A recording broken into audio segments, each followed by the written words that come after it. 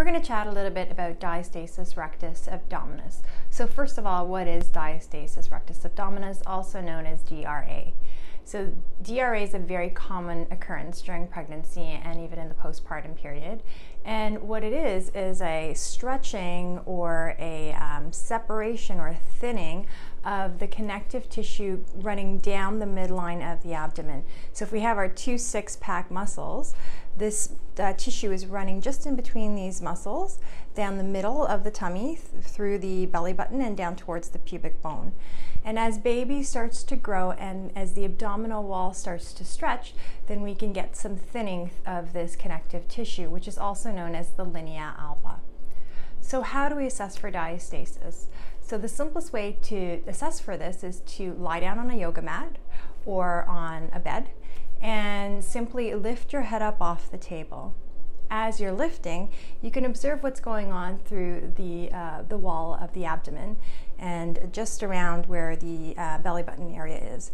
And as you look through that area, we want to observe if we see any bulging of the tissue, if there's any doming or otherwise known as tenting that's occurring. So we'll see that the abdominal wall, rather than being flat, will start to kind of push up like this. Or what can also happen is instead of a doming that occurs, we can actually get a sinking of the tissues, or almost like a ditching. So you'll see a little bit of a gully down the midline of the tummy. So these are some common presentations of diastasis. So if there is a diastasis present during pregnancy, what do you want to do about it? Well, first of all, you want to watch your body mechanics in whatever you're doing, whether you're exercising or if you're carrying out any day-to-day activities such as carrying bags, lifting toddlers, etc. We want to try to minimize as much as we can through that midline with regards to excessively loading that tissue.